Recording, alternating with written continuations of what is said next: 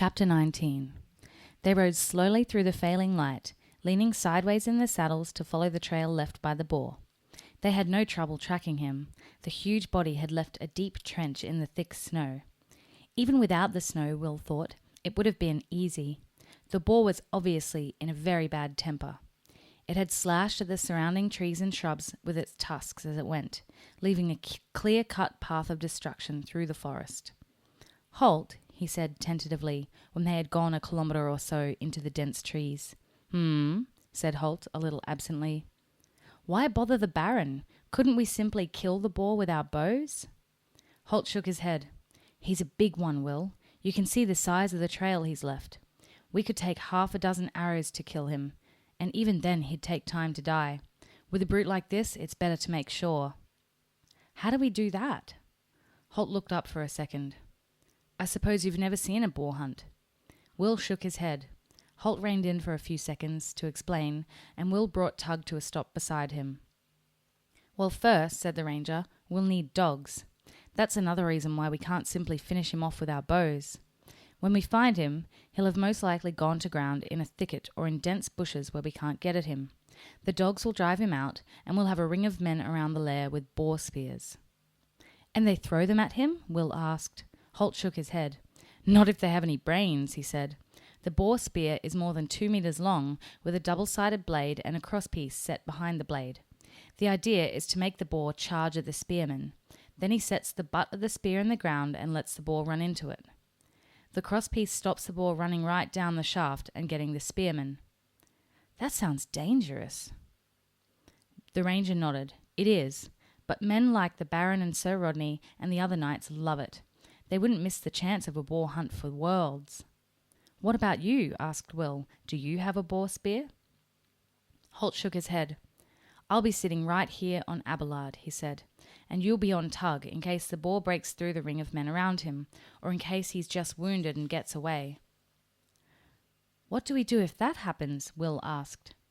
"We run him down before he can go to ground again," said Holt grimly, "and then we kill him with our bows." The following day was a Saturday, and, after breakfast, the Battle School students were free to spend the day as they pleased. In Horace's case, this usually meant trying to stay out of sight whenever Alda, Bryn, and Jerome came looking for him. But lately, they'd realized he was avoiding them and had taken to waiting for him outside the mess hall. As he came out onto the parade ground this morning, he saw them waiting, smiling at him. He hesitated. It was too late to turn back. With a sinking heart, he continued on towards them. "Horace!" He was startled by a voice coming from right behind him. He turned and saw Sir Rodney watching him, a curious look in his eyes as he glanced at the 3 second-year cadets waiting in the yard. Horace wondered if the battlemaster knew about the treatment he was getting. He assumed he did. Horace guessed it was part of the toughening process of battle school. "Sir," he replied, wondering what he'd done wrong. Rodney's features softened, and he smiled at the young man. He seemed extraordinarily pleased about something. "Relax, Horace. It's Saturday after all. Ever been on a boar hunt?" No, sir." In spite of Sir Rodney's invitation to relax, he remained stiffly at attention. "Time you did then. Draw a boar spear and hunting knife from the armory. Have Ulf assign you a horse and report back here in 20 minutes. "Yes, sir," Horace replied.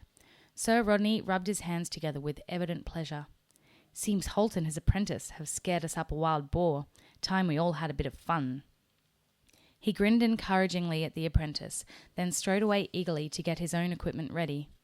When Horace turned back to the yard, he noticed that Alda, Bryn, and Jerome were nowhere to be seen. He might have thought more about why the 3 bullies would disappear when Sir Rodney was around, but he had too much on his mind, wondering what he'd be expected to do in a boar hunt. It was mid-morning by the time Holt led the hunting party to the boar's lair. The huge animal had gone to ground in a dense clump of undergrowth deep inside the forest. Holt and Will had found the hiding place just before dark the previous evening. Now, as they approached, Holt made a signal and the Baron and his hunters dismounted, leaving their horses in the care of one of the stable hands who had accompanied them. They covered the last few hundred meters on foot. Holt and Will were the only two who remained on horseback. There were 15 hunters in all, each one armed with a boar spear of the type Holt had described. They spread out in a wide circle as they came closer to the boar's lair. Will was a little surprised to recognize Horace as one of the hunting group. He was the only apprentice warrior in the party. All the others were knights. With 100 meters to go, Holt held up his hand, signaling the hunters to stop. He urged Abelard into a gentle trot and crossed to where Will sat nervously astride Tug.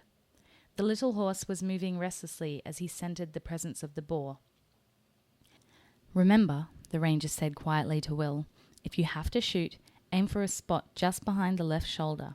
A clean shot to the heart will be your only chance to stop him if he's charging." Will nodded, licking his dry lips nervously. He reached forward and comforted Tug with a quick pat on the neck. The little horse tossed his head in response to his master's touch. "And stay close to the Baron," Holt reminded him, before moving to resume his position on the opposite side of the circle of hunters. Holt was in the position of most danger, accompanying the hunters who were least experienced, and therefore most likely to make a mistake. If the boar broke through the ring on his side, he would be responsible for chasing it down and killing it. He had assigned Will to stay with the Baron and the more experienced of the hunters, where there was less likely to be trouble. This placed him close to Horace as well. Sir Rodney had positioned the apprentice between himself and the Baron. After all, this was the boy's first hunt, and the battlemaster didn't want to take any undue risks. Horace was there to watch and learn. If the boar charged in their direction, he was to let Baron or Sir Rodney take care of it. Horace glanced up once, making eye contact with Will. There was no animosity in the look. In fact, he gave the ranger's apprentice a strained half-smile. Will realized, watching Horace lick his lips over and over again, that the other boy was every bit as nervous as he was himself. Holt signaled again, and the circle began closing in on the thicket. As the circle became smaller, Will lost sight of his teacher and the other men on the far side of the boar's lair. He knew, from Tug's continued nervousness, that the boar must be inside the bushes still. But Tug was well trained and continued to move in as his rider urged him gently forward. A deep roaring sound came from inside the thicket, and Will's hair stood on end. He'd never heard the cry of an angry wild boar before. The noise was halfway between a grunt and a scream, and, for a moment, the hunters hesitated. "He's in there all right," called the Baron, grinning at Will with excitement. "Let's hope he comes out on our side, eh, boys?" Will wasn't at all sure he wanted the boar to come charging out on their side of the thicket. He thought that he'd like it very well if it went the other way. But the Baron and Sir Rodney were both grinning like schoolboys as they readied their boar spears. They were enjoying this, just as Holt had said they would. Quickly, Will unslung his bow from across his shoulders and fitted an arrow to the string. He fingered the tip for a moment, making sure it was still razor-sharp. His throat was dry. He wasn't sure that he would be able to talk if anyone spoke to him. The dogs plunged against their restraining leashes, setting the echoes awake in the forest with their excited baying. It was their noise that had aroused the boar. Now, as they continued to give voice, Will could hear the huge animal slashing and cutting at the trees and shrubs in its lair with its long tusks. The Baron turned to Bert, his dog handler, and made a hand signal for the hounds to be released.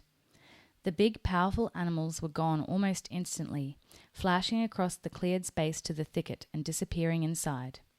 They were savage, heavily built beasts, bred specifically for the purpose of hunting boar. The noise from the thicket was indescribable. The furious baying of the dogs were joined by the blood-chilling screams of the angry boar. There was a crashing and snapping of bushes and young saplings. The very thicket seemed to shake. Then, suddenly, the boar was in the clear. He came out halfway round the circle between the points where Will and Hole were stationed. With an infuriated scream, he threw off one of the dogs that still clung to him, paused a moment, then charged at the hunters with blinding speed. The young knight directly in front of the boar's charge didn't hesitate. He dropped to one knee, bracing the butt end of his spear into the ground and presenting the gleaming point to the charging animal. The boar had no chance to turn. His own rush carried him onto the spearhead.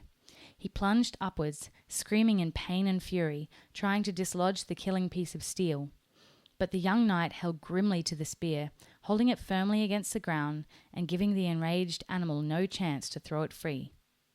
Will watched with wide-eyed alarm as the stout ash shaft of the spear bent like a bow under the weight of the boar's rush. Then the carefully sharpened tip penetrated to the animal's heart, and it was all over. With one last screaming roar, the huge boar toppled sideways and lay dead. The matted body was almost as large as a horse's, and every inch was solid muscle. The tusks, harmless now in death, curved back over his ferocious snout. They were stained with the earth that he'd ripped up in his fury, and with the blood of at least one of the dogs.